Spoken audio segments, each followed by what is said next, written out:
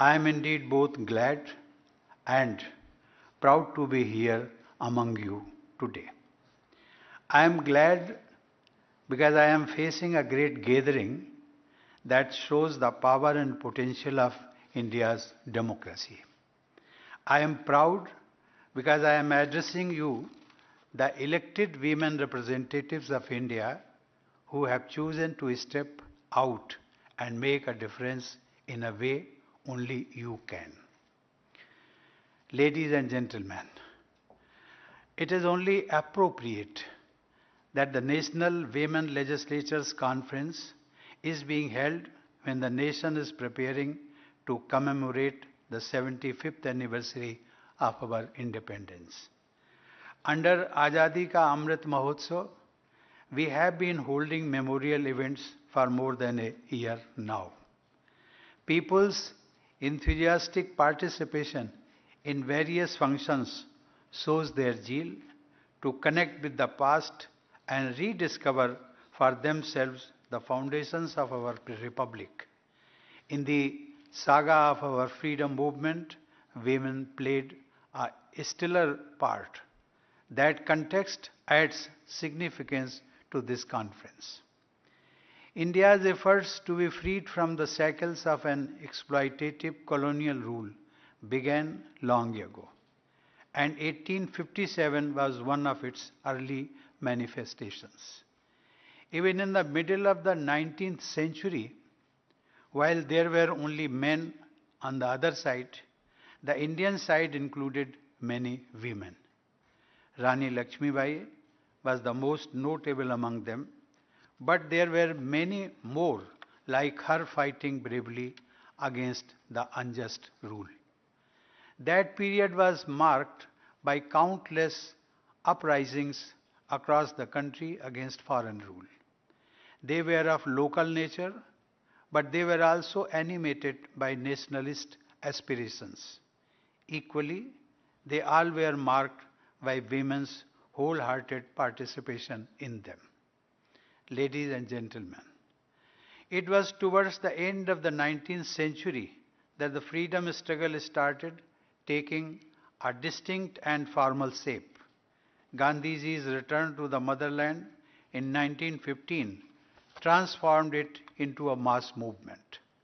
A number of satyagraha campaigns led by him, from the non-cooperation movement to Quit India, had widespread participation of women. Indeed, historians have noted that women from all sections of society came out of their limited domestic spaces and joined public agitations in large numbers thanks to Gandhiji's unique leadership. I would like to add that those agitations were so successful eventually precisely because there was women's participation in them. Among the first women satyagrahis was Kasturba. Given the larger than life personality of her life partner, her own contribution to the nation tends to be ignored. She was not only the better half of the father of the nation, she was an inspiration to many women right from her days in South Africa. Also consider the Salt March to Dandi, the great event that changed the course of history. When Gandhiji was arrested, he chose to pass the mantle of leadership of this campaign to Sarojini Naidu. A great orator and poet, Naidu led by example and gladly faced a jail sentence. And how can we forget her associate, Kamala Devi Chattopadhyay? She was among the first women to contest elections, and she thus lit a torch that you have been carrying forward in India's times, in today's times. When one starts giving examples of women's participation in our national movement, so many inspiring names come to mind that one is able to mention only a few of them. Before this August Assembly of Women Legislators, I would like to recall the historic sacrifices of Madam Bhikaji Kama and of Captain Lakshmi Sehgal and her associates in the Indian National Army led by Netaji Subhash Chandra Bose. Ladies and gentlemen, when the glorious day of freedom came closer and the Constituent Assembly got together to draft a constitution for the nation, we were indeed fortunate to have 15 women members in it, and 3 of them were from Kerala. And their names were mentioned by our Chief Minister. Notable among this group was Hansaben Jivraj Mehta, also a social reformer and educationist. Her contribution to the cause of women's empowerment goes well beyond the boundaries of India. Hansaben was also India's delegate to the UN Human Rights Commission in 1947-48, when the Universal Declaration of Human Rights was being drafted. It was due to her intervention that the opening line was changed from "all men are created equal." I repeat it. The original draft was "all men are created equal." And at the instance of Hansaben, this was amended to "all human beings are created equal." Because human beings include men and women as well. India had then just emerged out of the colonial era. Yet, it is a matter of great pride for us that it was an Indian woman who taught the world the first session in gender equality. Ladies and gentlemen, the sensitivity towards equality of all kinds could only have been achieved due to the freedom struggle. India accomplished a rare distinction of offering universal franchise to all its adult citizens, regardless of any distinctions, right at the inception. Women not only voted in elections, but even contested, and 24 of them were elected to the first Lok Sabha in 1952. They included great freedom fighters like Sucheta Kripalani. Also consider the pace and momentum of women's empowerment. Barely a decade later, in 1963, she became the Chief Minister of Uttar Pradesh, then India's largest state that was larger than most of the nations. I am sure this audience appreciates the significance of that great achievement, and yet it should be highlighted. Women in the world's oldest modern democracy, the United States, had to wait for more than a century after its independence to win the right to vote. Their sisters in the United Kingdom also waited nearly as long. Even after that, many economically advanced nations of Europe refrained from granting voting rights to women. Thanks. In India, however, there was never a time when men could vote but women could not. This, to my mind, shows 2 things. Firstly, the framers of the Constitution had deep faith in democracy and in the wisdom of the masses. They considered every citizen as a citizen and not as a woman or a member of a caste or tribe, and held that each of them must have an equal say in shaping our common destiny. Secondly, from ancient times, this land has seen women and men as equal indeed, as incomplete without each other. I know of no other civilization that perceives God as Ardhanarishwar, half male and half female.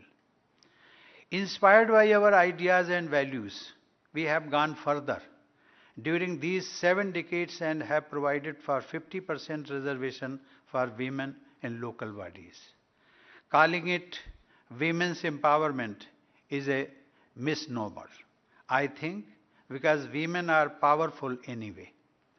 Don't we say they are a manifestation of Shakti?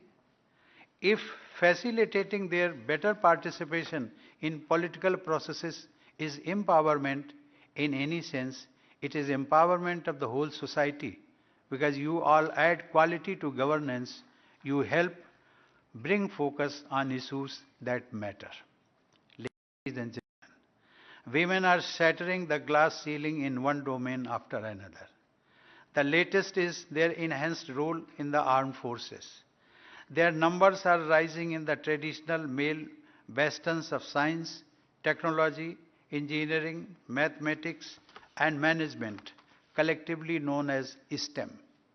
There must have been more women than men among the corona warriors who guarded the nation during those months of the crisis. Kerala has always contributed more than its fair share when it comes to healthcare personnel, and women of this state have set an example of selfless care even at a great personal risk during this period of crisis. Such achievements should have been natural for women, who constitute about half of the population. That, unfortunately, has not been the case. We have to admit that they have suffered from deep-rooted social prejudices. Their proportion in the workforce is nowhere near their potential. In politics too, there should be far more of you contesting and also winning elections. This sad state of affairs is, of course, a worldwide phenomenon. India has had at least one woman prime minister, and there has been one woman too among my illustrious predecessors in Rashtrapati Bhavan, when several nations are yet to have their first female head of a state or government. Putting the matter in global context helps us realize that the challenge before us is to change the mindset, a task that is not easy. It takes immense patience and time. We can certainly take solace in the fact that the freedom movement laid a solid foundation for gender equality in India, that we had a great beginning and that we have already come a long way. The mindset is already changing, and gender sensitivity, including towards the third gender and other gender identities, is advancing rapidly. The government is also doing its best to impart momentum to this trend with focused initiatives like Beti Bachao, Beti Padhao. Over the decades, the state of Kerala too has been a shining example, removing obstacles in the path of women's progress. Thanks to a higher degree of sensitivity among the population, the state has charted new paths in helping women achieve their potential in the spheres of health, education, and employment.